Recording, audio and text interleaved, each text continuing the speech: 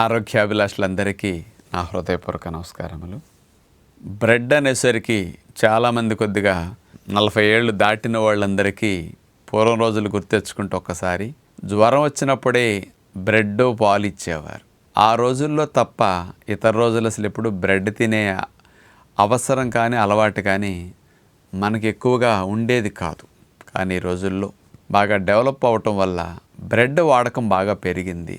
ఆ బ్రెడ్ ప్రొడక్ట్స్తోనే అనేక రకాలుగా స్నాక్స్ కానీ బేకరీ ఐటమ్స్ కానీ ఎక్కువగా తయారు చేస్తున్నారు. మరి బ్రెడ్తో ఇచ్చే వెరైటీ శాండ్విచెస్ కానీ బ్రెడ్ వెరైటీ బర్గర్ కానీ ఇట్లాంటివి అనేకం చూడండి. ఈ బ్రెడ్ ఐటమ్స్ ఎక్కువగా వాడటం వల్ల మన ప్రేగులకి జరిగే నష్టం ఏంటి, అసలు షుగర్ వచ్చే రిస్క్ని ఎంత స్పీడ్గా బ్రెడ్ పెంచుతుంది బ్రెడ్ వెరైటీస్ అనేది ఒకసారి ఆలోచిస్తే, మామూలుగా బ్రెడ్ మెత్తగా వెళ్ళిపోతుంది. ఎక్కువ భాగం మార్కెట్లో దొరికే బ్రెడ్స్ 95% జనాలు వాడేది మైదావే. హోల్ వీట్ బ్రెడ్స్ కానీ మిల్లెట్స్ బ్రెడ్స్ కానీ ఈ మధ్య వచ్చాయి, అవి కూడా వాడుతున్నారు. ఏ రకమైన బ్రెడ్ తీసుకున్నా అవి స్పీడ్గా డైజెషన్ అవుతాయి.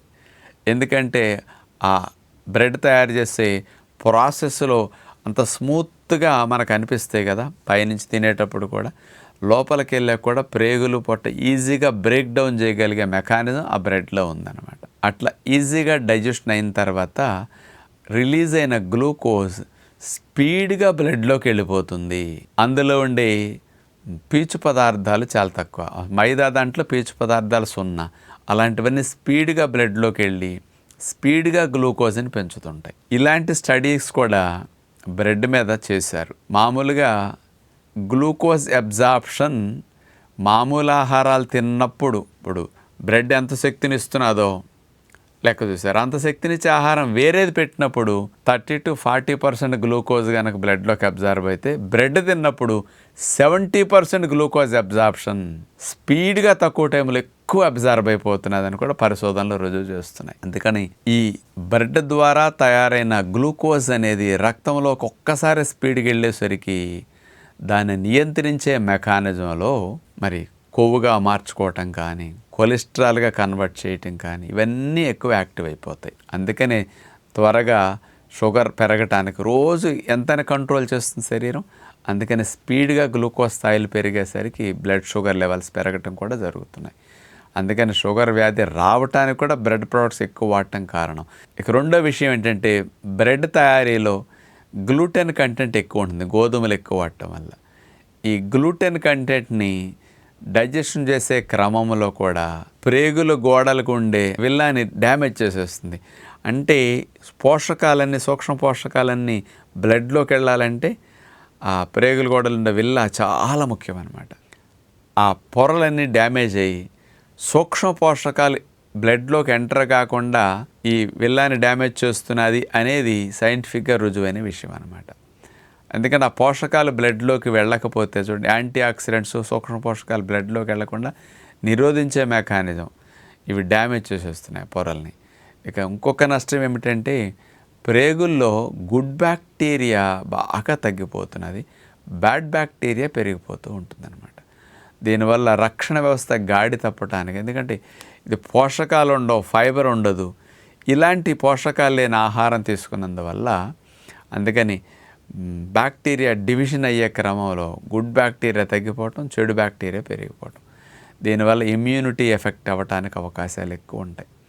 అందుకని మన ప్రేగుల్లో ఉండే బ్యాక్టీరియానే బాడీ అంతా బ్యాక్టీరియాని కంట్రోల్ చేస్తూ ఉంటుంది కదా, ఆ మెకానిజం ఎఫెక్ట్ అవుతున్నది. పైగా మనకి బ్రెడ్ తింటున్న ద్వారా కానీ బ్రెడ్ ప్రొడక్ట్స్ ఏమన్నా తింటున్న ద్వారా కానీ గ్లూకోజ్ స్పీడ్గా వెళ్ళేసరికి గ్లూకోజ్ని కన్వర్షన్లో ఫ్యాట్గా మార్చేసరికి ఒబేసిటీ ఇట్లాంటి పర్సంటేజెస్ అన్ని రకాల రోగాలు పెరగటానికి బ్రెడ్ కారణం అవుతూ ఉందన్నమాట.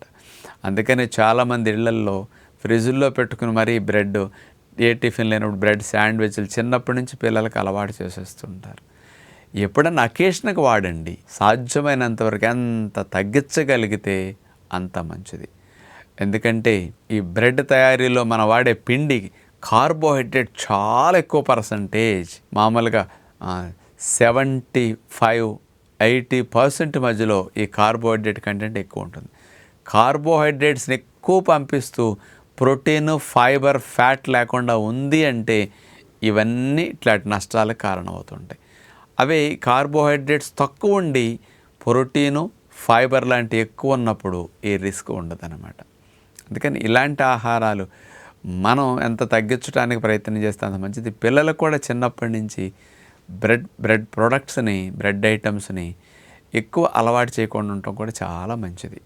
ఎందుకంటే ఎప్పుడన్నా మీరు తినదలిస్తే ఏ ఫుడ్ లేనప్పుడు వెజిటబుల్ కాంబినేషన్ ఎక్కువ ఇవ్వండి ఆ శాండ్విచ్లో పెట్టేటప్పుడు కూడా.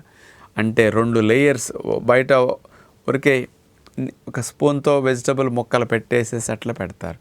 అట్లా కాదు, 2-3 గరిటెలు వెజిటబుల్ ముక్కలు అట్లా పెట్టేసేసి బాగా ఎక్కువ వెజిటబుల్ కాంబినేషన్లు ఇచ్చామనుకోండి, ఆ కంట్రోల్ చేయడానికి అవకాశం ఉంది. స్పీడ్గా గ్లూకోజ్ లెవెల్స్ బ్లడ్లోకి వెళ్లకుండా డైజెషన్ స్లో డౌన్ చేయడానికి, అట్లాగే పోషకాలని కాస్త అబ్జార్బ్ అయ్యేటట్టు వెళ్ళడానికి కూడా డ్యామేజ్ చేయకుండా ఉండటానికి కూడా, గుడ్ బ్యాక్టీరియాలు పెంచడానికి కూడా ఈ కాంబినేషన్లో తింటే మంచిదన్నమాట. అకేషన్కి ఎప్పుడన్నా ఏది లేనప్పుడు వాడుకోవచ్చు, కానీ ఇలాంటి రిస్ట్రిక్షన్స్ మనం పెట్టుకోగలిగినప్పుడు బ్రెడ్ వల్ల మనకు నష్టాలు రాకుండా ఉంటాయని విజ్ఞప్తి చేస్తూ నమస్కారం.